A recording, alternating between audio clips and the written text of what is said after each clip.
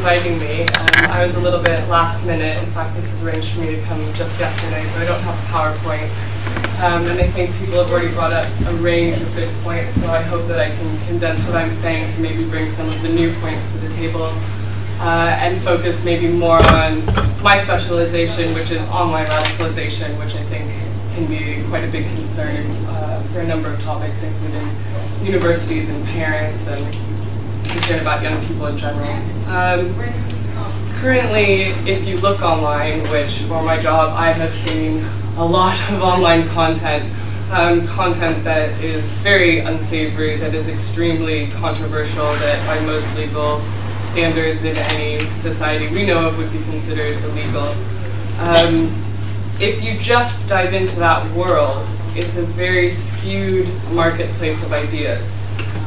We like to think that by discussion and in communities when we talk to other people that the good ideas come to the top and surface because the more radical or extremist or unwanted ideas are outnumbered by rational thinking. But the online community does provide spaces where we can immerse ourselves in preaching to the choir, as it were, where all you can expose yourself to sometimes in these holes are quite a lot of unsavory material that would create and support a case for radicalization. That being said, we're actually quite against the idea of online censorship and blocking and trying to filter the internet, because not only does this not necessarily work in today's age, where the second you take content down, 5 other people can put it up elsewhere. There's also issues of national borders, where if a material is posted in another country, it's very hard to remove it. There's also the issue of governments defining what extremist content is. And during the final Woolwich trials, actually, the government put out a 7-page document about censoring online extremist material. And whereas there's clear defined laws and terminologies about terrorism, where we can define what that is, the term extremism is actually a very big gray area. And it's maybe perhaps very controversial for some people to think that a government body is defining what is extreme. This also maybe plays into some of the narratives other speakers brought up of Islamophobia, where a lot of the extremist content, they're not saying it, but what's targeted is a lot of Islamist extremist content, whereas there's equally just as much white supremacist or skinhead content, but that's not really being discussed. That's not considered a target area, or that's not being brought up. In fact, if you look at terrorist convictions in the last few decades, the only terrorist convictions that you had up until the post-9/11 area were mostly Irish terrorism. That was because of the IRA and bombings, and so the word terrorism would not have been associated as much with Muslim community. And yet after that post-9/11 time period, the only terrorist convictions, now the word terror and terrorism is associated with a Muslim community, which is very problematic. And that's also problematic when governments are targeting extremism, whereas I think that rhetoric of extremism is actually targeting a very specific community as well. So we don't actually think targeting and trying to censor content is the way to counter this skewed marketplace of ideas.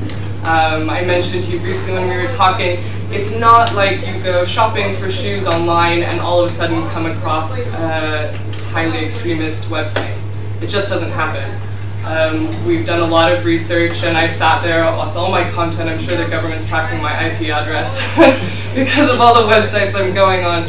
However, if you clean out all your cookies and type in controversial search terms like Al-Qaeda, like Mujahideen, like Jihad, your top search results for the few pages, nothing is going to come up with very pro-Islamist, extremist websites. It's mostly news articles. Actually, maybe you get a lot of anti-Muslim websites more than you would get pro-extremist websites, which is also problematic and should be targeted and addressed more openly.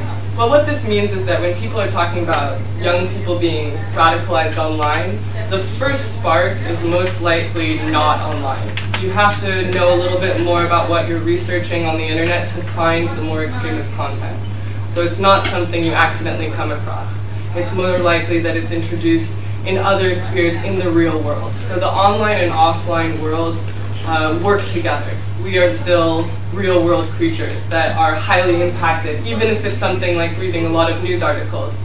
I found out more in the media articles that come up in these searches about how to find out about terrorist websites than I do from those websites being highly available. So that's also problematic. So we're still acting reactively instead of proactively. Now that's not to say that it's extremely bleak and we should all give up in the marketplace of ideas is horrible. It takes a lot of critical engagement, and we believe highly in the fact that anyone can be an activist, even at a small level. It's extremely hard to market moderation as being the sexier topic. Of course, when you feel extreme or passionate, it's a lot easier to vent your content online. Moderates don't usually take the time to make the commentary, to go and make videos that preach about something. You don't get that as much, but that's something that every single person in this room could probably change. Actually, the US government has taken some somewhat funny initiatives to create hacktivists, they're calling them. So maybe when Jihad Twitter feed is saying, oh, that US government plane went down and we did that. Actually, people are there to retweet and say, you didn't do that, that was a technical malfunction. Try taking advantage of something that's your own plane. Now these are weird, funny banter, but for maybe people that are only socializing themselves off of these streams, it offers a counter-narrative. And from the forums that I've tracked, as soon as somebody with a different idea comes in and says, why are you even talking about this? You're talking about a terrorist group, they're causing a lot of violence. All of a sudden the dynamic changes and people have to reflect, because when you're all preaching to the same voice, none of this comes up. But just any individual that sees something can make a comment to at least pose a question. Now that might not change people's minds that are very radicalized or at later stages, but for those people that are starting to question and starting to go online, those little comments that can be done by anyone, anywhere, make a much higher impact. And it's not just online. And I'll give two very quick examples of just how being in the real world and showing yourself as a moderate voice that's important can help. And this is on any side of the radical spectrum, because extremism feeds into each other. So the radical right and the radical Islamic side of focuses feed each other's narratives. And without one existing, the other one actually has less power. And they almost come from the same roots. And two examples, one would be that a few weeks ago, because my founding background knowledge is actually on radicalization of the radical right. A few weeks back, Jobbik, which is a Hungarian fascist radical right party in Hungary, tried to come to London to give speeches. There was actually 20,000 people that signed a document to try to ban them from entering the country, saying that you're allowing xenophobic, anti-Semitic, horrible parties to come and speak, and we don't agree with them. And Theresa May actually said, well, unfortunately it's democracy and freedom of speech, and they're a legitimate political party in Hungary, so we have to let them come.